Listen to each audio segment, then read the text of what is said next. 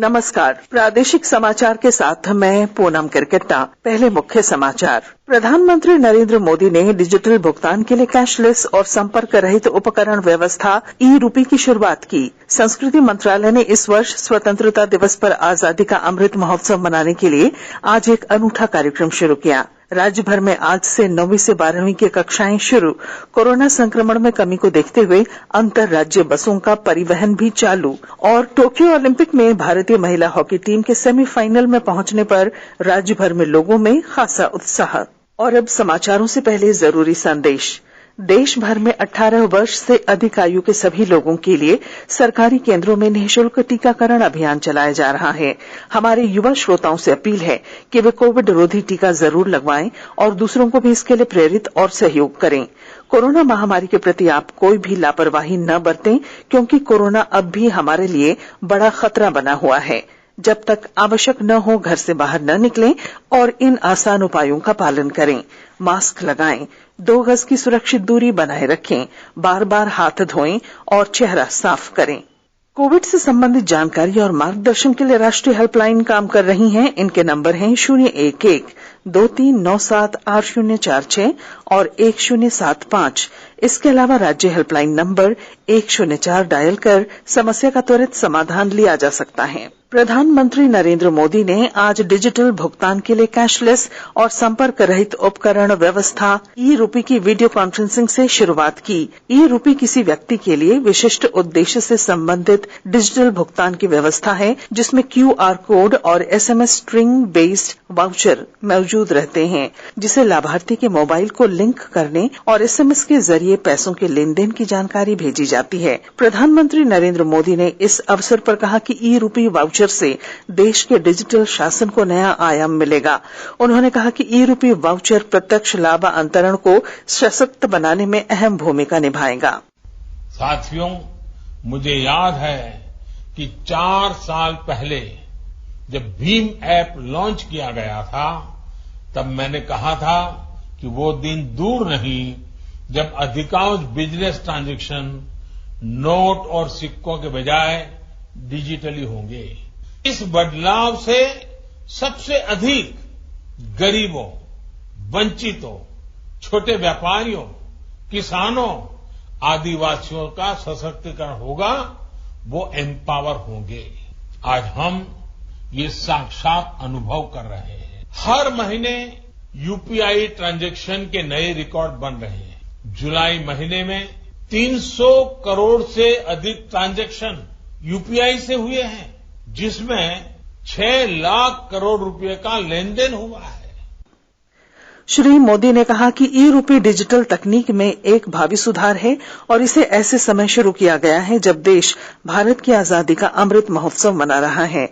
प्रधानमंत्री ने कहा कि ई-रूपी वाउचर का लाभ विशिष्ट सेवा के लिए प्राप्त किया गया है।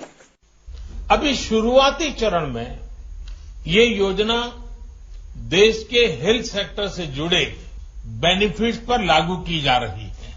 मान लीजिए कोई ऑर्गेनाइजेशन सेवा भाव से भारत सरकार के द्वारा जो मुफ्त वैक्सीन दी जा रही है, उसका लाभ लेना नहीं चाहता है, लेकिन जो प्राइवेट अस्पतालों में जहां कुछ कीमत देकर के वैक्सीन चल रही है, उसमें भेजना चाहता है।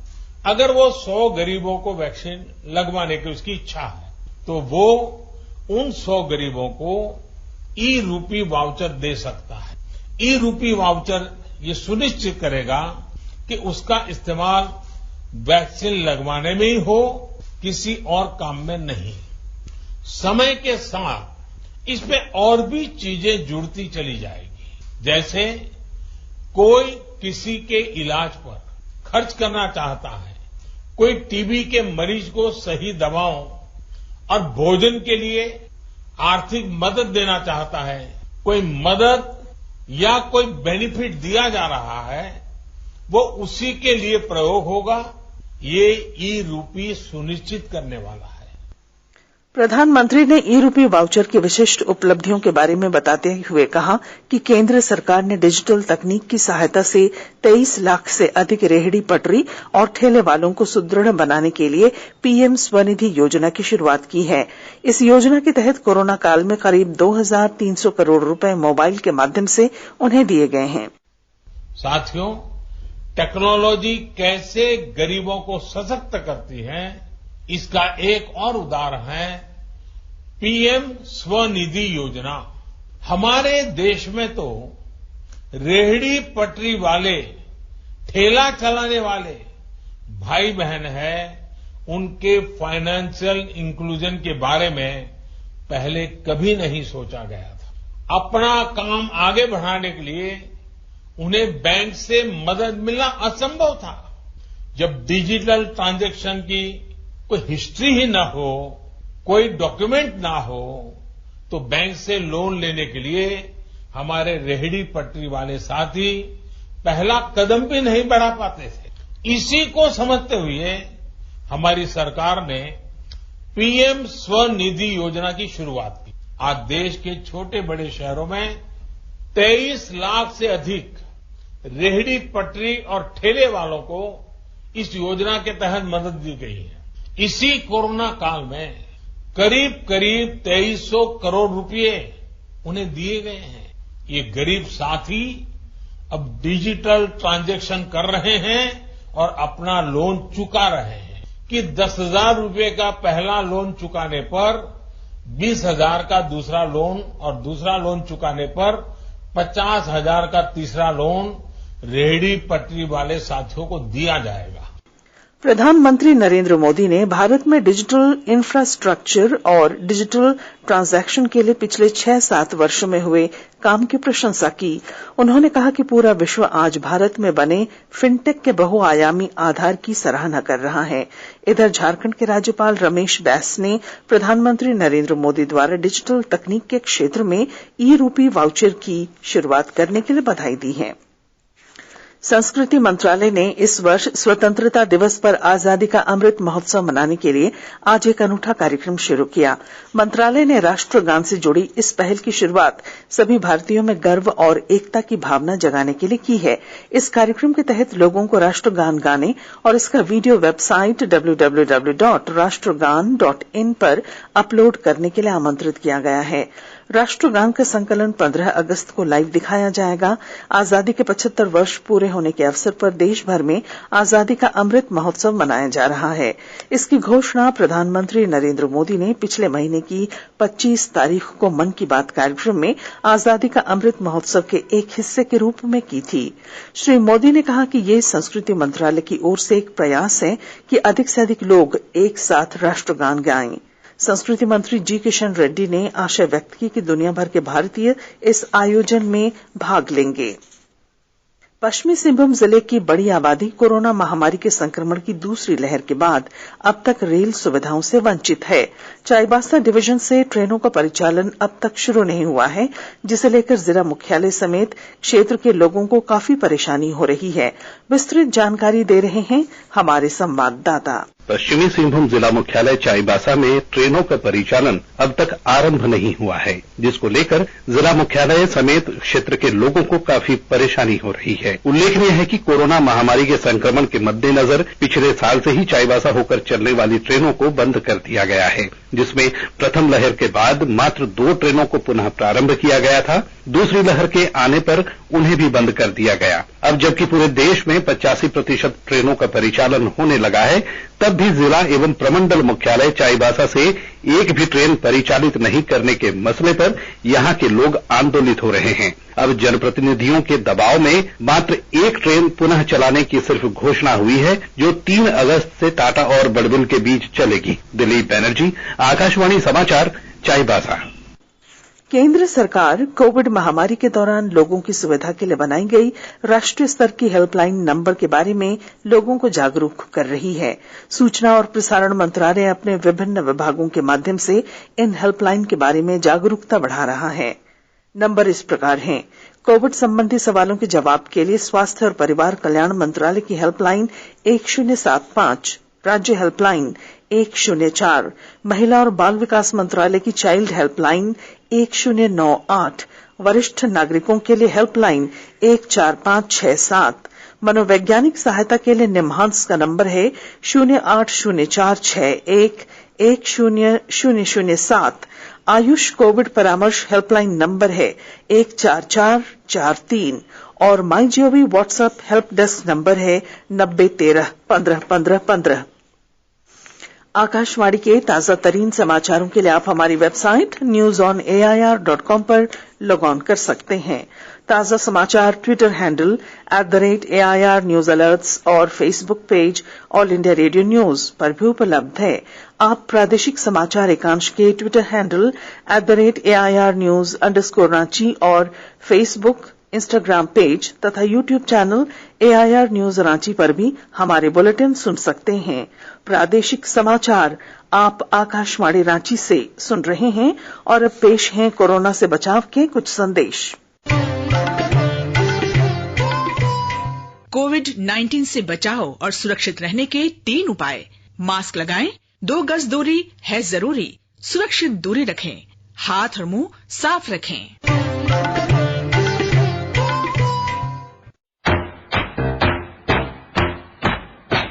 चलो मिलकर एक शुरुआत करें, चलो एक फैसला आज करें, मास्क नहीं तो टोकेंगे, कोरोना को रोकेंगे, चलो एक वादा करते हैं, चलो एक वादा करते हैं, मास्क नहीं तो टोकेंगे, कोरोना को रोकेंगे। भारत सरकार द्वारा जनहित में जारी। प्रादेशिक समाचार में आपका फिर स्वागत है। राज्य भर में आज से 9वीं से 12वीं की कक्षाएं शुरू हुई। वहीं कोरोना संक्रमण में कमी को देखते हुए अंतर्राज्यीय बसों का परिवहन भी चालू किया गया। झारखंड में कोरोना के सक्रिय मामलों की संख्या लगातार घट रही है।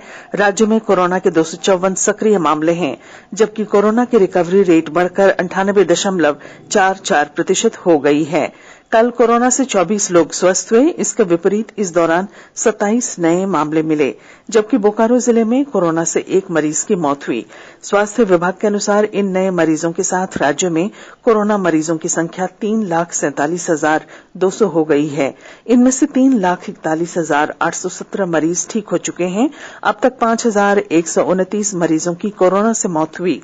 राज्य में कुल 1,17,09,022 सैंपलों की जांच की जा चुकी है और राज्य में अब तक 96 लाख से अधिक लोगों को कोविड रोधी टीके लगाए गए हैं।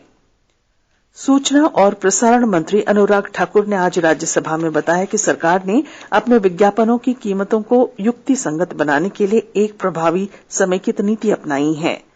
पूरक प्रश्नों के उत्तर में उन्होंने कहा कि 2014 से पहले मंत्रालय नेताओं और प्रतिष्ठित व्यक्तियों के संबंध में अलग अलग विज्ञापन देते थे, जिन्हें अब युक्ति संगत बनाया गया है। राज्यपाल रमेश बैस ने आज अपने जन्मदिन के उपलक्ष्य में रांची स्थित राजभवन परिसर में चंदन के पौधे का रोपण किया। राज्यपाल श्री बैस ने अपने जन्मदिन पर प्राप्त स्नेह और शुभकामनाओं के लिए सभी का आभार प्रकट किया है। टोक्यो ओलंपिक में भारतीय महिला हॉकी टीम के सेमीफाइनल राउंड में पहुंचने से सिमडेगा जिले में जश्न का माहौल है। भारतीय महिला हॉकी टीम में शामिल खिलाड़ी सलीमा टेटे के गृह जिले सिमडेगा में इस जीत से खेल प्रेमी बहुत खुश हैं। भारतीय महिला हॉकी टीम ने क्वार्टर फाइनल मुकाबले में ऑस्ट्रेलिया जैसी मजबूत टीम को पराजित कर लगभग 4 दशकों के बाद ओलंपिक के सेमीफाइनल राउंड में प्रवेश कर इतिहास रचा है। हॉकी कोच प्रतिमा बरवा ने कहा कि भारतीय महिला हॉकी टीम का सेमीफाइनल राउंड में प्रवेश करना एक बड़ी उपलब्धि है। उन्होंने टीम को शुभकामनाएं देते हुए कहा कि वह गोल्ड मेडल लेकर आएं और विश्व में भारत का नाम ऊंचा करें। इधर पुरुष हॉकी में कल भारत ने ब्रिटेन को 3-1 से हराकर 4 दशकों बाद सेमीफाइनल में प्रवेश किया। सेमीफाइनल में कल भारत का सामना बेल्जियम से होगा, जबकि दूसरे सेमीफाइनल में कल ही ऑस्ट्रेलिया का सामना जर्मनी से होगा। और अब बुलेटिन के आखिर में मुख्य समाचार एक बार फिर। प्रधानमंत्री नरेंद्र मोदी ने डिजिटल भुगतान के लिए कैशलेस और संपर्क रहित उपकरण व्यवस्था ई-रूपी की शुरुआत की। संस्कृति मंत्रालय ने इस वर्ष स्वतंत्रता दिवस पर आजादी का अमृत महोत्सव मनाने के लिए आज एक अनूठा कार्यक्रम शुरू किया। राज्य भर में आज से 9वीं से 12वीं की कक्षाएं शुरू। कोरोना संक्रमण में कमी को देखते हुए अंतर राज्य बसों का परिवहन भी चालू। और टोक्यो ओलंपिक में भारतीय महिला हॉकी टीम के सेमीफाइनल में पहुंचने पर राज्य भर में लोगों में खासा उत्साह। और इसके साथ ही आकाशवाणी रांची से प्रादेशिक समाचार का ये बुलेटिन समाप्त हुआ। नमस्कार। घर में रहिए, सुरक्षित रहिए और सुनते रहिए आकाशवाणी।